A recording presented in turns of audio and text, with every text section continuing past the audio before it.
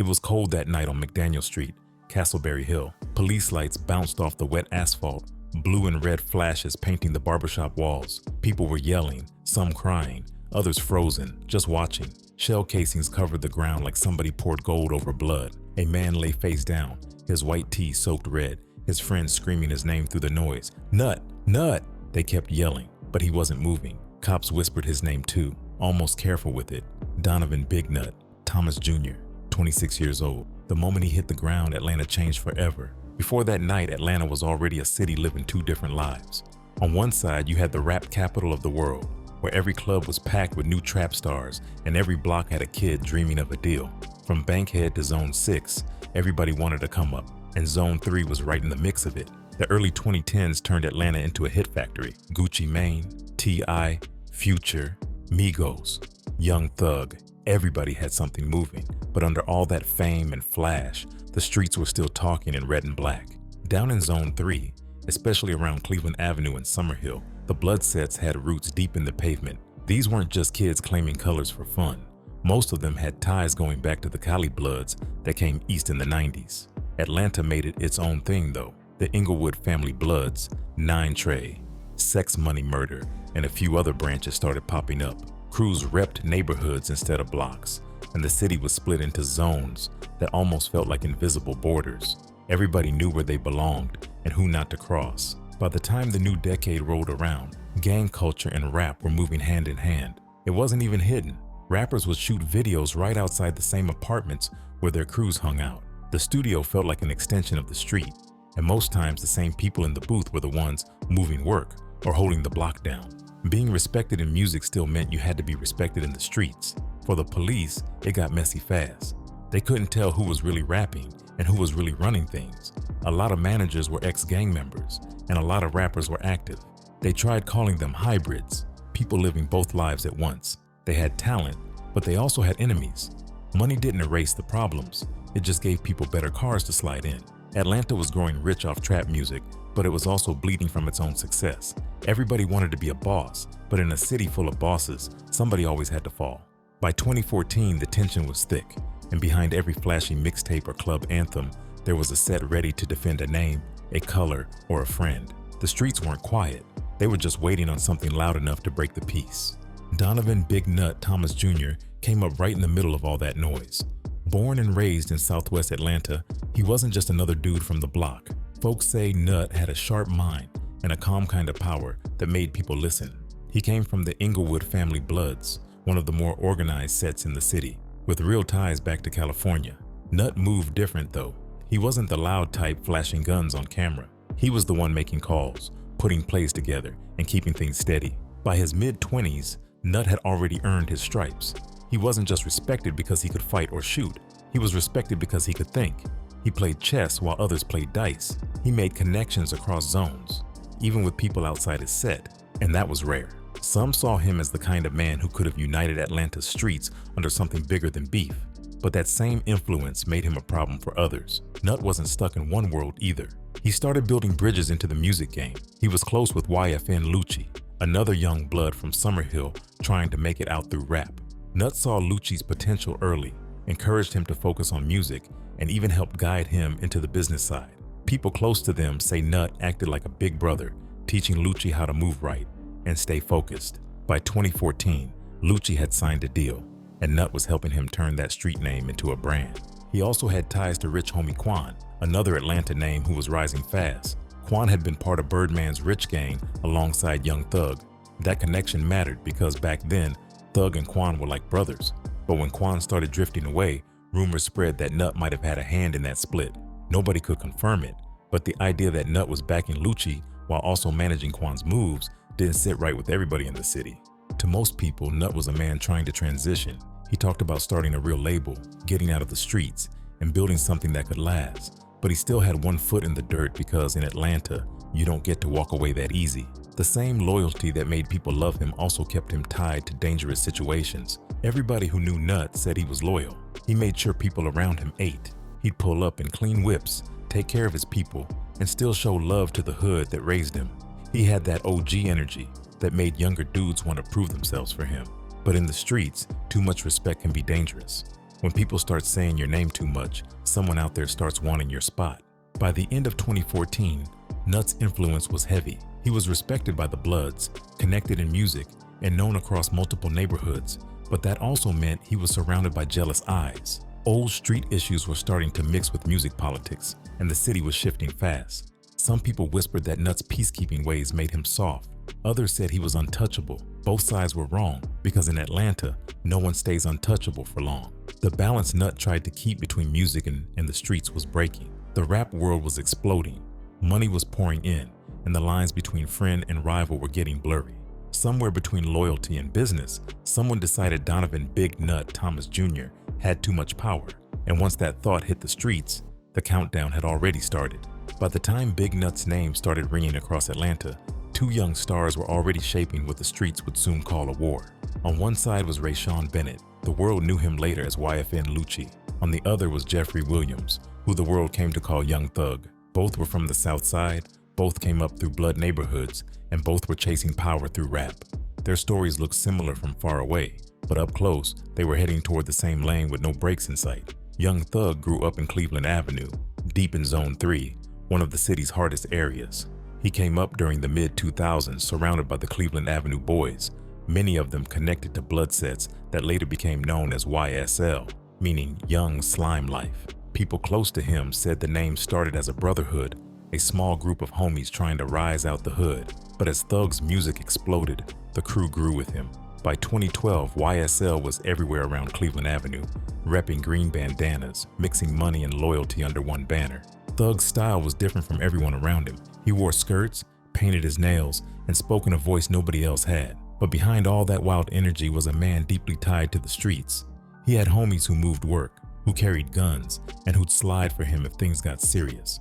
When he blew up off songs like Stoner and Danny Glover, people started realizing his team wasn't just rappers.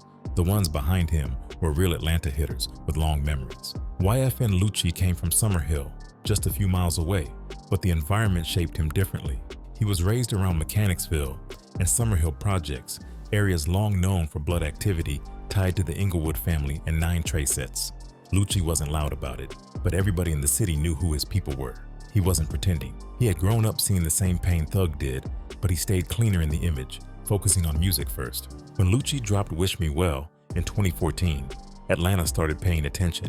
The mixtape was raw but smart, with stories about survival and loyalty. The streets felt it because he sounded real. By the time Wish Me Well 2 dropped with Key to the Streets, Lucci was running radio spins and still standing close to his block. Big Nut was one of the key people behind him, guiding him, keeping him grounded, and making sure he didn't forget who had his back. For a while, both sides existed in peace. They even shared spaces through rich homie Quan, who had been Thug's music partner before stepping back. Quan had worked with both Thug and Lucci, connecting worlds that weren't yet enemies. There were even rumors of mutual respect between YSL and YFN, especially because Big Nut had shown support for Quan's music in the past. But in Atlanta, peace always feels temporary. People talk, rumors fly, and loyalty can shift fast when success and street power start mixing. Around 2014, both camps were expanding, and small moments started feeling like warnings. YSL was gaining a reputation for heavy presence in clubs, showing out in green, often surrounded by armed security or street soldiers. YFN was doing the same, representing red and carrying Summerhill energy into every event. They weren't clashing yet, but everyone could see the overlap coming. They were young, successful, and proud, but they were also tied to people who didn't forgive small disrespect. Even though the media called them rappers, people in Atlanta saw them as the faces of two sides that didn't fully trust each other.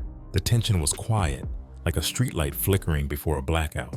Both men were climbing faster than the streets could handle, and the people behind them were starting to think in terms of sides. From the outside, it looked like music competition. Inside Atlanta, it was slowly becoming something deadly. By 2014, the streets around Zone 3 were whispering about something small that would later turn big. It started with a man named Kenneth Copeland, better known around the South Side as Lil Woody. He was one of Young Thug's people, somebody who repped YSL heavy and moved close to the inner circle. One story said Woody had taken some jewelry from Big Nut's car, maybe by accident, maybe not. Nobody really agreed on how it happened, but the streets never needed full proof to form an opinion. What happened next depended on who you asked. Some said Woody realized what he did, came back and returned the jewelry like a man. He told Nut it was a misunderstanding and even apologized. People around them claimed Nutt accepted that apology and told his people to let it go. He didn't want to start a war over something he thought was already fixed, but not everybody around Nutt felt the same way. His homies saw it as disrespect, especially since it came from somebody tied to YSL. In their eyes, it was more than missing jewelry. It was a message. When Young Thug spoke on it later, he said both men tried to calm things down. He told interviewers that nobody wanted violence and that things were squashed.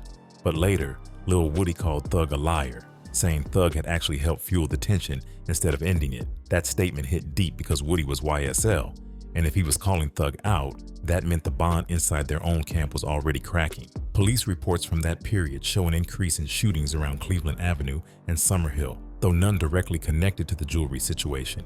Still, the streets believed the energy had shifted. People said Nutt started watching his surroundings more carefully, and YSL members were spotted more often near areas that used to be neutral. Most people never knew how something so small could turn so heavy, but in Atlanta, it didn't take much. Respect was everything, and losing face in the street world could get you killed faster than drugs or money. Rumors kept spreading through barbershops, gas stations, and Instagram comments. Nobody knew who was lying, but everybody had a story to tell. By the end of that year, the relationship between YSL and YFN was no longer friendly. What started as a misunderstanding had turned into quiet distrust. Two groups that shared the same color were now circling each other like predators. Pride made people blind, and the city didn't know it yet, but that one small incident would soon open a door that could never be closed again. By the end of 2014, Atlanta felt like it was holding its breath. Every neighborhood had its own rumors, and every rapper had a circle full of soldiers watching over him. Big Nutt was moving higher than most, walking the line between being a street figure and a businessman. His name was respected across Summerhill, Mechanicsville, and parts of Zone 3. He was known for looking out for people, helping young artists find direction, and showing them how to make real money instead of fast money. But with every new connection came new eyes watching him closely. His bond with YFN Lucci was growing tight. They were becoming the face of a new movement in Atlanta, a mix of loyalty, blood culture, and ambition. When Wish Me Well hit, Lucci became the next street voice to watch, and people knew Big Nutt played a hand in making that happen.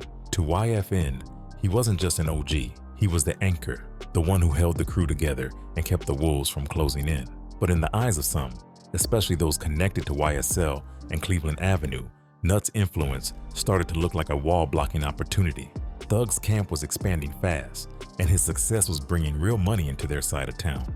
YSL had the city buzzing, record labels calling, and investors looking their way.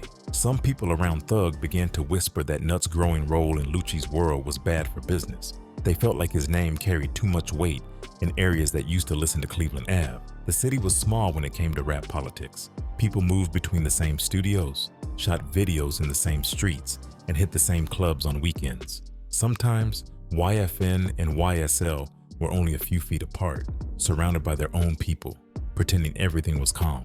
But everybody knew there was tension under the surface. The streets were divided by old blood affiliations. The Inglewood family, which Nutt was tied to, had different codes and ways from YSL's Cleveland Avenue crew. On paper, they were both under the blood umbrella, but in real life, it didn't feel that way. Pride, ego, and street talk turned allies into silent enemies. When rich homie Quan started drifting away from Young Thug, the situation got even messier. Quan had been close to both sides, but his fallout with Thug became public fast. Some fans blamed YSL's ego. Others said Quan wanted his own shine. Either way, it created another line in the sand, and Nutt's name started getting pulled into conversations about who was loyal to who. Police were paying attention too. By late 2014, reports showed an uptick in shootings across Zone 3, especially around Cleveland Avenue, Summerhill, and Mechanicsville. It wasn't open war yet, but detectives could feel the shift. They logged drive-bys, shootouts, and strange disappearances that didn't make the news. To the public, Atlanta still looked like the city of hits and club anthems. But to the people living in those neighborhoods, it felt like the temperature was rising fast. You could feel it in the air when the sun went down. Nobody knew who was going to make the first move, but everyone knew something was about to happen. The streets had been quiet too long, and in Atlanta, quiet never lasts. That Saturday evening felt normal at first. The streets around Castleberry Hill were busy, with people running errands and kids playing on the corner. The area near McDaniel Street was familiar to Big Nutt. He had stopped by Hair Unlimited, a barbershop many people from the South Side knew. He wasn't hiding, and he didn't need to. He had survived too much to think danger could find him on an ordinary evening. It was around 4 p.m. when the black Infiniti sedan rolled through the block. It was clean, dark tinted, and slow, too slow for that street. Some people said they saw the car earlier circling the area. Others said it came out of nowhere, turning down McDaniel like it already had a target. Inside the car, witnesses later told police, were at least 3 people. Nobody knew their names then, but one of them would later be linked to YSL. The car crept closer to the front of the barbershop, its engine humming low. Then the roof opened, and 2 rifles pushed through the sunroof, pointing toward the sidewalk. The sound came like thunder, short, sharp bursts that split the air. People inside the shop dropped to the floor, glass shattered everywhere, and bullets tore through windows, walls, and cars parked nearby. Witnesses said it sounded like fireworks at first, until they saw people running and blood on the ground. Nutt was standing outside near his car when the shots hit. He didn't even have time to duck. The first few rounds caught him before he could react. 2 others were hit, one a teenager walking home, and another man who had just come out of the store next door. The shooting lasted less than 10 seconds, but it felt endless to the people who were there. When the gunfire stopped, the car sped off toward Peters Street. Tires screeched, leaving marks on the pavement. Someone yelled for help. Others tried to stop the bleeding, but Nutt was already fading fast. Paramedics arrived within minutes, loading him into the ambulance and rushing him to Grady Memorial Hospital. Grady was used to gunshot victims, but this one was different. The name carried weight.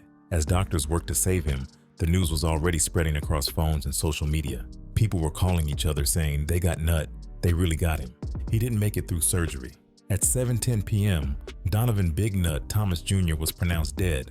Outside Grady, his family and friends started showing up, crying, yelling, and trying to understand what just happened. Some called for peace, others for revenge. Inside the precinct, detectives started pulling surveillance footage from cameras near McDaniel Street. What they saw confirmed what everyone already knew. This was no random shooting. The videos showed the Infiniti slowing down, the rifles extending through the roof, and the gunman aiming directly at the barbershop.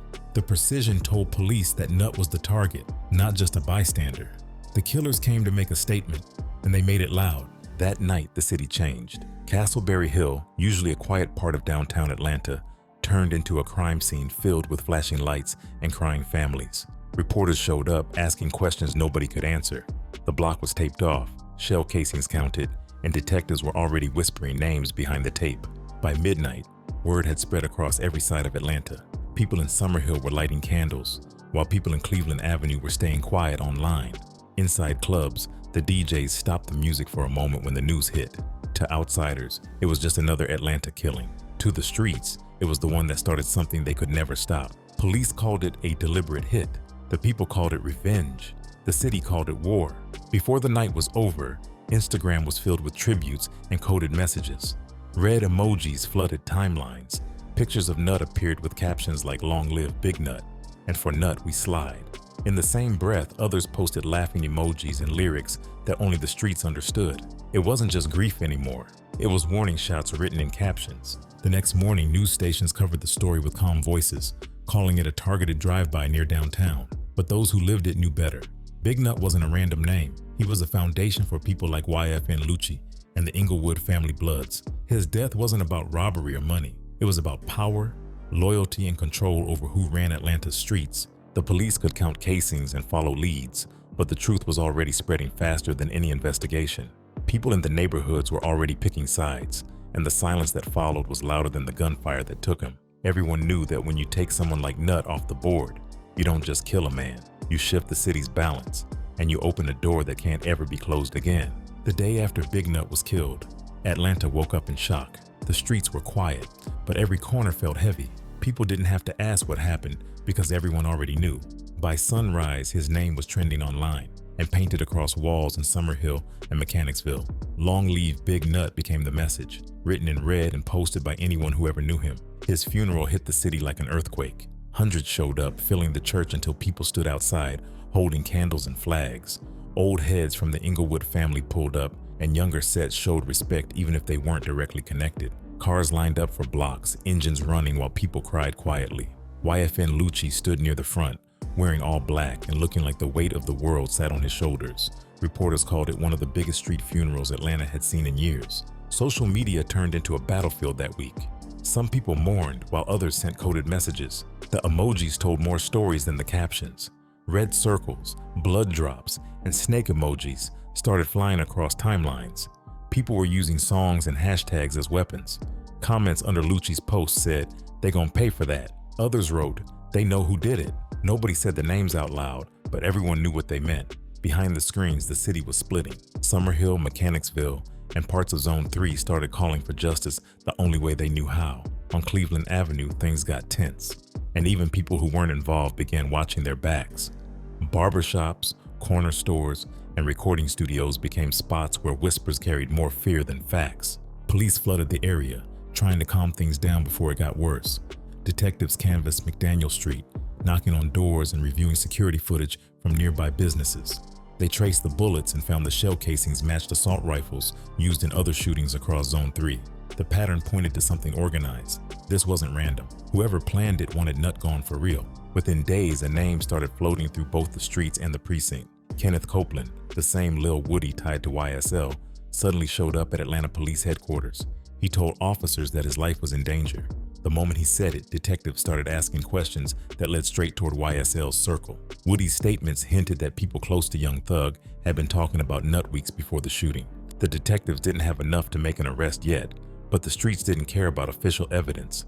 Once Woody's name came up, the blame was set. Everyone started pointing fingers at Cleveland Avenue.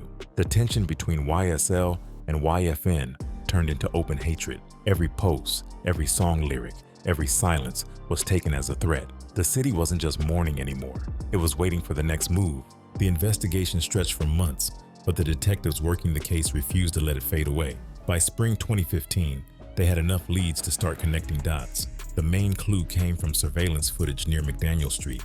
It showed the same black Infiniti sedan speeding away after the shooting. The tag was traced to a rental car registered under a Hertz account. When they followed the paper trail, the name that came back shocked them: Jeffrey Williams, better known to the world as Young Thug. That discovery flipped the whole case upside down. Detectives couldn't prove Thug was in the car, but it was clear someone in his circle had access to it. Over the next few months, police quietly collected evidence, phone records, and witness interviews. They didn't want to rush it. They knew that in Atlanta, a case like this could unravel fast if handled wrong. In 2016, the first arrest came down. Diamante Yak Gotti Kendrick, one of YSL's known affiliates, was picked up along with Shannon S.B. Stillwell. Prosecutors said the two were part of the team that carried out the hit. The charges were heavy: murder, gang activity, and weapons possession. Both denied everything. Their lawyers claimed they were being targeted because of their connections to Thug. As the case unfolded, it became clear the streets weren't cooperating. Witnesses were scared. Some moved out of state, and others went completely silent. In neighborhoods like Summerhill, speaking to the police was seen as betrayal. People said, "You talk, you die." That code made the investigation crawl. Every time detectives thought they had a break, someone backed out. The DA's office called it an organized hit tied to gang rivalry. The defense called it coincidence mixed with bad luck. They argued that just because the car was rented by Thug didn't mean he was involved. The police knew it wouldn't be easy proving who pulled the trigger. Lil Woody's name came back again. He had already spoken once, but now investigators wanted details. Behind closed doors, Woody described YSL as a structured crew with ranks and missions. He told detectives that the plan to kill Big Nut had been discussed days before the shooting. Still, Woody's credibility was shaky. Some thought he was talking just to save himself. Others said he was only confirming what everyone already believed. Years later, parts of Woody's interview leaked online, and the audio made the internet explode. His voice was calm, almost casual, as he talked about meetings, cars, and names that linked straight to YSL. Those leaks reignited old anger, especially among people who had lost friends in the years after Nut's death. Despite the arrests, no one was convicted for Big Nut's murder. The case hit a wall, and prosecutors couldn't lock down enough solid testimony to move forward. But while the court system slowed down, the streets didn't. Between 2015 and 2016, retaliation became the new normal. Gunshots echoed through Zone 3 and Summerhill week after week. People who weren't even part of either side started getting caught in the crossfire. The war that began with a single car on McDaniel Street was spreading, and the police could only chase shadows. By the time the case went cold, Atlanta wasn't the same city anymore. The line between music and murder had vanished completely. Everyone knew the name Big Nut, and everyone knew why his death mattered. But nobody could say who really pulled the trigger, and maybe that silence was what kept the war alive. After Big Nut's death, the whole south side of Atlanta went dark. The city kept moving like nothing happened, but the people living in it knew better. The quiet that followed wasn't peace. It was the kind of silence that comes before another round of thunder. Within weeks, the first retaliation shootings started popping up across Southwest Atlanta. Reports began rolling in from Mechanicsville, Summerhill, and Cleveland Avenue. Cars riddled with bullets, homes sprayed at night, people ducking behind couches while rounds tore through windows. No one called it war in the papers, but the police did. In internal memos, they called it an emerging gang civil war. Fulton County detectives started logging cases faster than they could investigate them. Every side wanted revenge. The Inglewood family Bloods felt like they had lost one of their generals. YFN members moved with anger, looking for faces connected to Cleveland Avenue.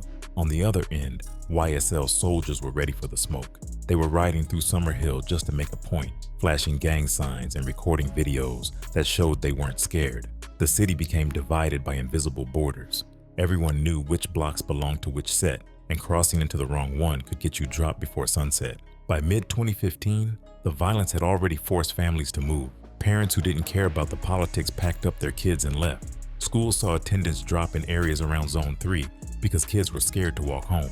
Even churches started hosting community meetings, begging young men to stop the shootings, but the streets were too deep in pain to hear it. YFN Lucci was stuck in the middle of it all. On one side, he was living his dream, recording hits and doing shows across the South. On the other, he was burying friends and watching people close to him disappear. He would be in the studio during the day, dropping verses that made Atlanta proud. Then at night, he'd be standing beside caskets under red-lit streetlights. Reporters called him a star, but the hood saw him as a man carrying too much loss. Meanwhile, YSL wasn't hiding. Members of Thug's camp were online bragging through coded posts. They didn't use names, but everyone knew what they meant. Green snake emojis and captions like, "Slime don't die, we multiply," became common. Pictures from studio sessions showed people flashing signs that connected back to the same Cleveland Avenue crews investigators were tracking. The police labeled both YFN and YSL as active street organizations. That was their way of saying both sides were gangs, no matter how many records they sold. Fulton County's gang unit started pulling files, linking rap crews to real-life violence. Behind closed doors, the city was admitting what the public didn't want to believe. Atlanta's music scene had turned into a war zone, with beats and bullets moving together. By the end of 2016, the body count was still climbing. Each time one side took a loss, the other side responded. The names of the dead started blending into lyrics, social media posts, and memorial shirts. The police couldn't keep up, and the city was learning a hard truth. Big Nut's death hadn't ended anything. It was just the opening shot in a war that would shape the next decade. By 2017, the streets weren't the only battlefield anymore. The war had moved into the booth, the blogs, and every phone in Atlanta. What started with guns and grief turned into songs and shade, and each verse carried a new level of disrespect. YFN Lucci dropped Long Live Nut in 2017, turning his pain into a project that hit deep across the city. The cover showed him standing strong, but the lyrics told the truth. He spoke about loyalty, loss, and keeping promises to the people who weren't here anymore. Every bar sounded like a letter to Big Nut, a way to keep his name alive while letting his enemies know he hadn't forgotten. Songs like Heartless and Key to the Streets carried more than emotion. They carried warning shots hidden in rhyme. The success of that project made Lucci bigger than ever. He was doing interviews, getting radio play, and running the charts, but at the same time his lyrics and posts kept poking at people who had ties to YSL. It didn't take long for Thug's camp to notice. Young Thug responded in his own way. He dropped tracks that sounded like bragging, and confession rolled into one. In one verse he said, "I shot at his mommy. Now he no longer mentioned me." Fans online started dissecting every lyric, trying to connect it to the feud. Even though Thug never said Nut's name directly, everybody in Atlanta caught the message. Social media only made it worse. In 2018, the two rappers started throwing shots on Twitter. Lucci tweeted that Pac would never wear a dress, a clear jab at Thug's fashion choices. Thug fired back online with posts that blurred the line between trolling and threats. He once went live saying he'd kill you for talking crazy, and even if people thought he was joking, nobody in the streets laughed. Fans loved it. They started choosing sides, turning murder stories into memes. People were tweeting snake emojis under Lucci's posts and writing "for Nut" under Thug's pictures. What used to be street beef had now become viral entertainment. Every post added gasoline to the fire. Behind the screens, the situation was serious. Police were quietly tracking both camps, taking notes on every lyric, every post, and every time someone mentioned the word slime. Detectives started realizing that the music wasn't fiction, it was evidence. They linked lyrics to real shootings, and every diss track became another page in the case files that were slowly building behind the scenes.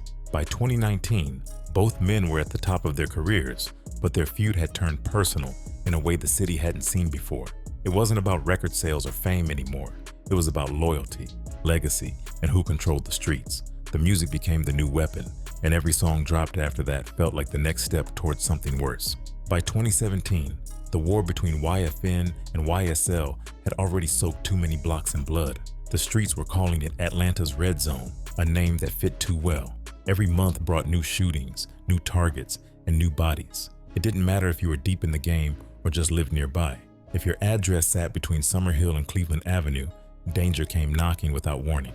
The first big scare came when bullets tore through YFN Lucci's mother's house. It happened late one night in 2017. Neighbors said they heard automatic fire around midnight, and when police arrived, they found the front windows shattered and walls peppered with holes. Lucci's mom had been inside, but somehow she survived. No suspects were caught, but everyone on the south side knew what it meant. It wasn't just random shooting. Somebody had sent a message straight to Lucci's family. A few months later, it happened again. Another round of bullets hit the same house, same street, same silence afterward. Police marked shell casings, took pictures, and left without answers. No witnesses came forward. Nobody ever did. The fear ran too deep, and people knew what could happen to anyone seen talking to the law. By 2018, things had gone way past warnings. That spring, Lucci was driving his white Mercedes G-Wagon through southwest Atlanta when the ambush came. Reports said a dark car pulled up beside him at a stoplight and opened fire. The sound echoed through the block like it was a movie scene. When the shooting stopped, his passenger was bleeding from 2 gunshot wounds. Lucci hit the gas and drove straight to a nearby fire station for help. Photos of his bullet-riddled SUV later hit the news, but nobody got charged. That moment changed the tone of everything. It proved that no matter how rich you got, the beef didn't fade. Fame couldn't buy peace, and money couldn't buy distance. YSL members were getting hit too, though those stories never made headlines the same way. People in the streets whispered about drive-bys on Cleveland Avenue, about cars found torched after late-night chases. It became a pattern, retaliation after retaliation, each side keeping its own score. The police had folders stacked high on both camps.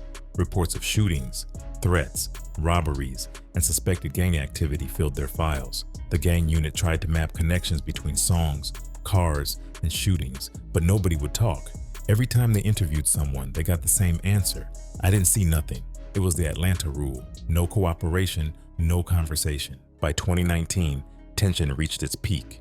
Both crews were moving heavy with security now. Atlanta clubs became battlegrounds where enemies brushed shoulders but never dropped a word. Promoters learned quick to keep them apart. Whenever YFN and YSL were booked in the same venue, security tripled. Metal detectors, bag checks, and undercover cops became the norm.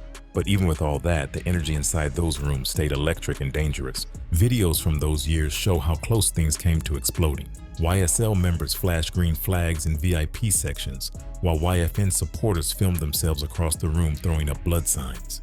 It was more than ego. It was survival in a city where reputation could get you killed faster than disrespect. To outsiders, Atlanta still looked like the home of trap music and luxury cars. But underneath, it was a chessboard full of players ready to die for names, colors, and pride. Nobody was safe anymore, not even family. Every time police thought the war might cool down, another shooting reminded them that nothing had changed. There were no winners, just people stacking bodies and counting years lost. The feud had already claimed friends, relatives, and neighbors. The streets were bleeding, and everyone knew it was only a matter of time before something went terribly wrong. By the end of 2020, the streets had been quiet for a while, but it was the kind of quiet that didn't mean peace. Everyone was tired, but the hate never went away. YFN Lucci's circle still carried the weight of Big Nut's name, and YSL still carried theirs. That December, something snapped again. It happened on December 10th, 2020, right in YSL territory near the 900 block of Peoples Street.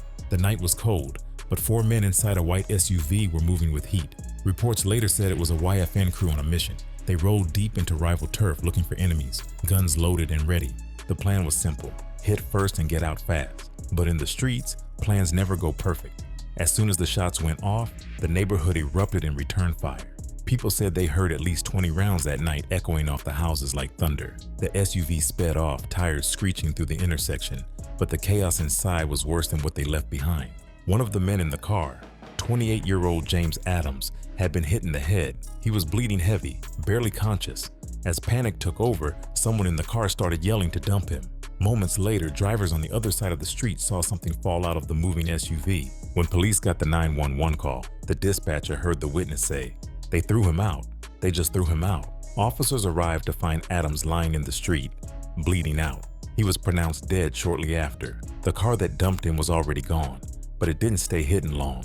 Detectives used cameras from nearby intersections to track it down. Cell phone pings matched YFN members, and before long, one name stood out: Rayshawn, YFN Lucci Bennett. The police issued a warrant, charging Lucci with murder, aggravated assault, and participation in street gang activity. The story exploded across every news outlet.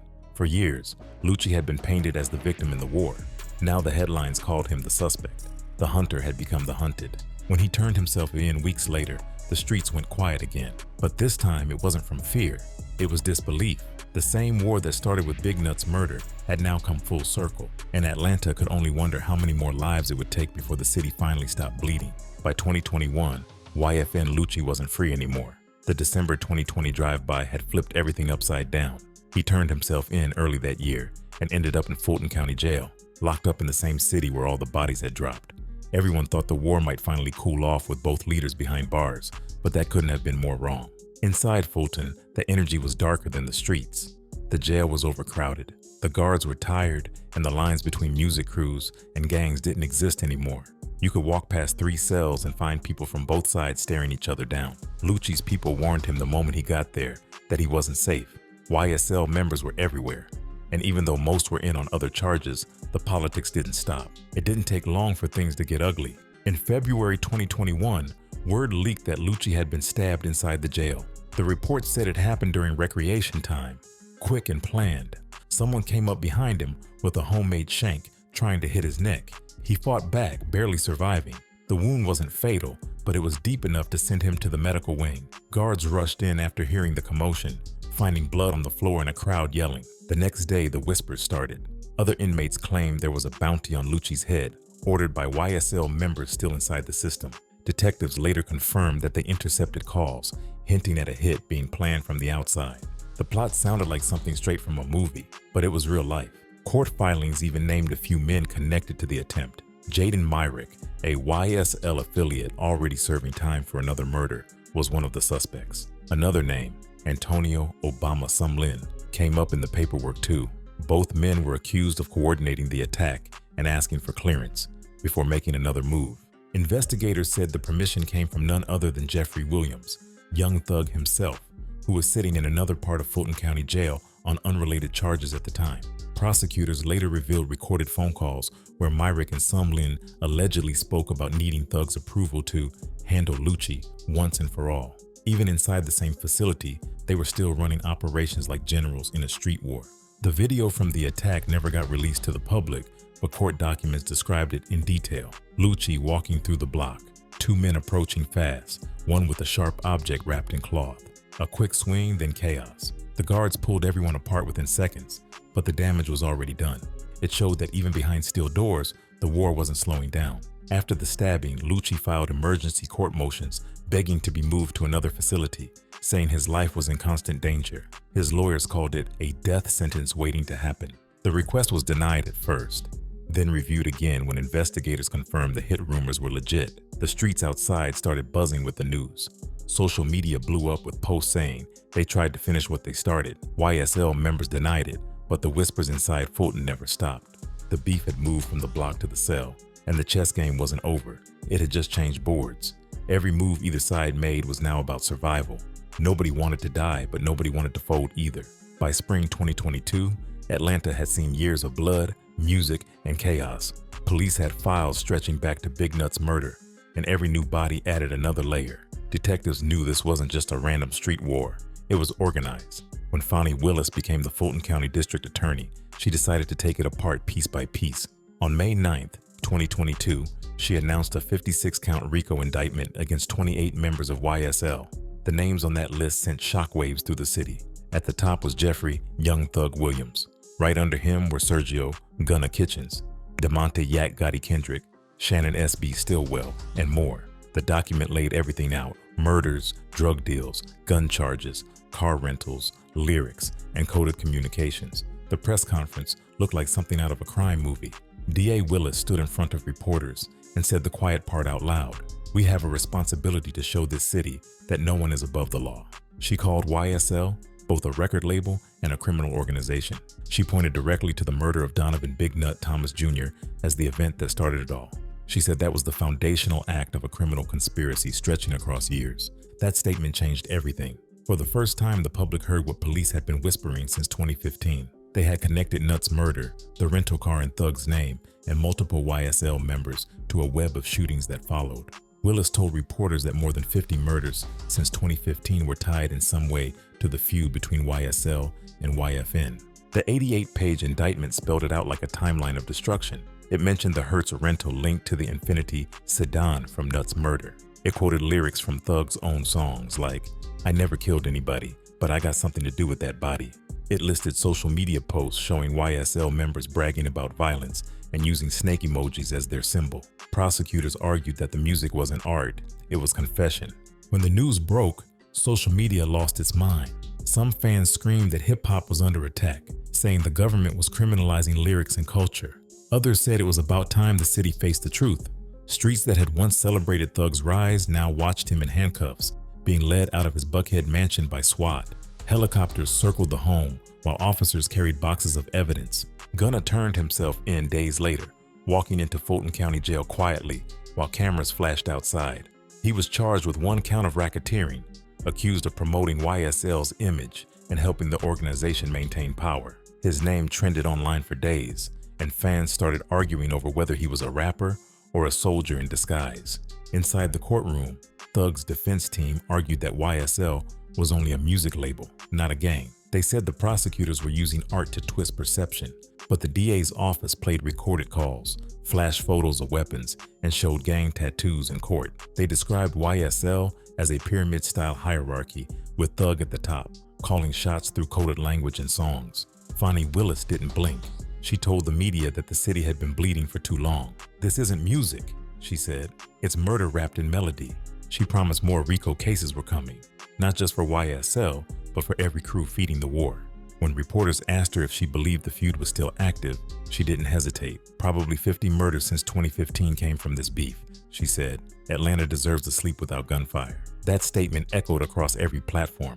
People started realizing that what they thought was just rap drama had been real blood, real families, and real victims. The city's biggest stars were now facing life sentences, and the story that began with one man's death in front of a barbershop had now turned into the biggest hip-hop prosecution Atlanta had ever seen. In one night, YSL went from a record label to a case file. The streets felt quiet again, but this time, it wasn't the calm before another storm. It was the silence that comes when the game finally catches up to the players. By 2023, the streets weren't just talking anymore. They were watching. The Fulton County Courthouse had turned into Atlanta's biggest stage. The YSL Rico trial became a spectacle that stretched month after month, with jury selection alone dragging past a year. Every day, people lined the hallway just to catch a glimpse of young Thug walking in with his lawyers. News crews parked outside like it was a red carpet event. Inside, it felt more like chaos than justice. Defendants started folding one by one. Gunna was the first major name to plead out, taking what's called an offered plea. He didn't admit guilt, but accepted conviction to move forward. That single moment split Atlanta down the middle. Some called him smart, others called him a snitch. Then came Thug's older brother, Unfunk, who also took a plea deal and walked out soon after. He promised he wouldn't testify, but by then trust had already crumbled. The longer the trial went on, the wilder it got. One day, court cameras caught a handoff mid-hearing. Someone tried to pass Thug a Percocet right in front of the judge. Deputies rushed in, arresting the man on the spot. The clip went viral within hours. Then came witness intimidation, whispered threats in hallways, and even a juror caught filming testimony on her phone. The judge had to call a mistrial in one of the side cases because witnesses refused to return. It was less like court and more like a war zone in suits. The star witness everyone waited for was Kenneth Lil Woody Copeland, the same man who once claimed Thug fueled the original beef. When he finally took the stand, he looked uncomfortable, shifting in his chair while cameras zoomed in. Prosecutors played clips of his interviews, where he mentioned conversations about clearing Lucci and paying dues to the slime. But when asked direct questions, Woody dodged every one of them. "I don't recall," became his favorite line. The internet ate it up, turning his evasive testimony into memes overnight. Defense lawyers hit back hard. They claimed Big Nut's murder wasn't ordered by Thug, it was retaliation for a plot Nut himself had allegedly started. They argued that YSL had acted out of fear, not revenge. Prosecutors countered with evidence, lyrics, and phone logs, but every day in that courtroom felt like a coin toss. Nobody knew who to believe anymore. By mid-2024, the city was divided. Rap fans said the government was targeting Atlanta's culture.